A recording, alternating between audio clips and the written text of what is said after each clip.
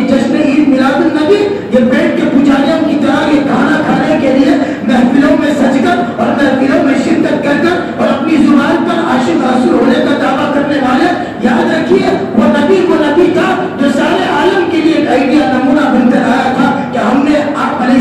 السلام کی زندگی کو اپنی زندگی میں نمونہ آئیڈیل بنایا ہے یا نہ بنایا ہے۔ ہر آدمی اپنی فکر کرے، جو باپ اپنی اولاد کے لیے اس دنیا کے اندر کسی نے بنگلہ بنوا دیا، اور کچھ باپ تو ایسے اپنے بچوں کے لیے انہوں نے تیز دھوپ میں تپش میں تکلیفیں برداشت کی، ہر طرح کی قربانی دی اور بچوں کو اس قابل بنایا کہ ہر کوئی پرسکون اور راحت کی زندگی میسر ہے۔ اور پھر کچھ ماں باپ نے تو اپنے بچوں کے لیے اس دنیا سے رخصت ہونے کے بعد بھی میری اولاد سکون میں رہنا، اس اولاد کی غفلت میں باپ نے اس کے لیے جائیدادوں کو بھی جمع کر کے رکھ دیا ہے، اور اسے یہ اندازہ نہیں ہے کہ جس دن وہی دنیا سے رخصت ہوگا وَأُمِّهِ وَأَبِيهِ وَصَاحِبَتِهِ وَبَنِيهِ لِكُلِّ امْرِئٍ مِّنْهُمْ يَوْمَئِذٍ شَأْنٌ يُغْنِيهِ کہ اس دن بیٹا باپ سے بھاگے گا، بیٹی ماں سے بھاگے گی، شوہر بیوی سے بھاگے گی، بیوی شوہر سے بھاگے گا، یوم لا تملک نفس لنفس شیئا وَالْأَمْرُ يَوْمَئِذٍ لِلَّهِ، اس دن فیصلہ صرف اللہ کا ہوگا۔ جو رشتے اللہ نے بناوٹ کی طور پر اس دنیا کے اندر جاری فرمائے تھے وہ انسان کے مرتے ہی وہ تمام رشتے ختم ہو جائیں گے۔ ان رشتوں کے لیے، ان مختصر سے رشتوں کے لیے، ان فنا ہونے والے رشتوں کے لیے ہر فرد نے ہر طرح کی تکلیف کو برداشت کیا۔ تو میرے بھائیو تھوڑی سی تکلیف دارالبقا کے لیے بھی تیار کر لیے۔ اصل تو ہمارا اصل ٹھکانہ دارالبقا ہے، یہ تو دنیا دارالفنا ہے۔ یہاں کے اسباب، یہاں کے محلات، یہاں کی گاڑیاں، یہاں کے بنگلے، یہاں کی سہولتیں، یہاں کی راحتیں، یہاں کے اسباب، یہاں کی آسائشیں، یہاں کی راحتیں ایک دن سب ختم ہونے والی ہے۔ اصل جو ٹھکانہ ہے وہ قبر کا ہے۔ ایک غریب کی قبر ہو، ایک امیر کی قبر ہو، ایک متوسط آدمی کے درجے کی قبر ہو، ایک عورت کی قبر ہو، مرد کی قبر ہو، ایک گورے کی قبر ہو یا کالے کی قبر ہو، سب کی قبر ایک جیسی ہوگی، سب کو اسی زمین میں دفن ہونا ہے۔ اصل وہی شخص کامیاب ہو گیا جس نے اپنی آخرت کو اس دنیا کے اندر بنا لیا۔ جو آخرت سے غافل ہو کر کبھی زندگی نہیں گزارتا، جشن کے نام پر نبی کو دھوکہ نہیں دیتا، جشن کے نام پر نبی کی زندگی کے ساتھ کھلواڑ نہیں کیا جاتا، جشن کے نام پر آپ علیہ السلام کی بے حرمتی نہیں کی جاتی، جشن عید میلاد النبی کے نام پر جس طریقے سے بازاروں میں سڑکوں کے اوپر کھانے کا اہتمام انتظام کیا جاتا ہے کہ کھڑے ہو کر کھانا کھانا یہ سنت رسول کا قتل ہے، اور کھانا گرا کر کھانا یہ نبی کی سنتوں کی دھجیاں اڑانا ہے۔ آج ہم پسے پشت نبی کی تعلیمات کو ڈال کر شیطانی تعلیمات کو زندہ کر رہے ہیں، اور بس لیبل دے دیا گیا کہ وما ارسلناک الا رحمتا للعالمین، اور اس کے پورے پیچھے اعوذ باللہ من الشیطان الرجیم کے ہو گئے۔ اس بات کا بھی جائزہ ہے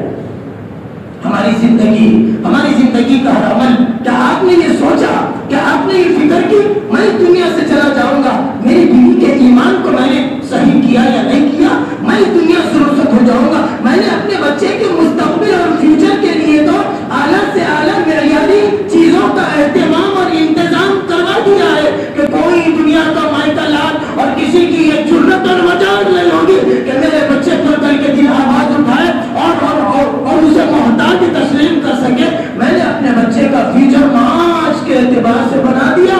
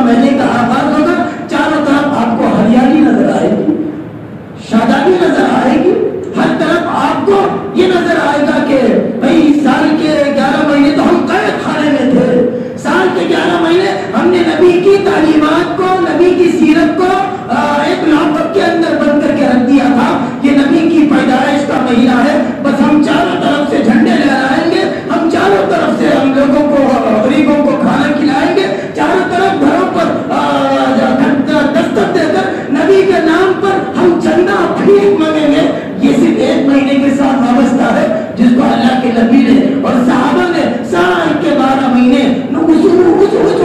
جو زندگی اللہ نے ہم کو دی اور آپ کو دی مجھے دی ہے، یہ زندگی اس نبی کے تو صدقے میں، تو جو زندگی نبی کے صدقے میں ہم سب کو ملی، جو مال نبی کے صدقے میں اللہ نے ہم کو دیا، جو راحتیں نبی کے صدقے میں اللہ نے ہم کو عطا فرمائی، اور جو سرٹیفکیٹ اللہ نے اشرف المخلوقات کا آدم سے لے کر عیسیٰ تک کی کسی امت کو عطا نہیں فرمایا، اس نبی کے صدقے میں ہم کو اشرف المخلوقات کہا گیا ہے۔ ہم نے اس نبی کی تعلیمات کو میرے بھائیوں پر سے پشت ڈال دیا ہے، اس لیے اس بات کی فکر کرے اللہ رب العزت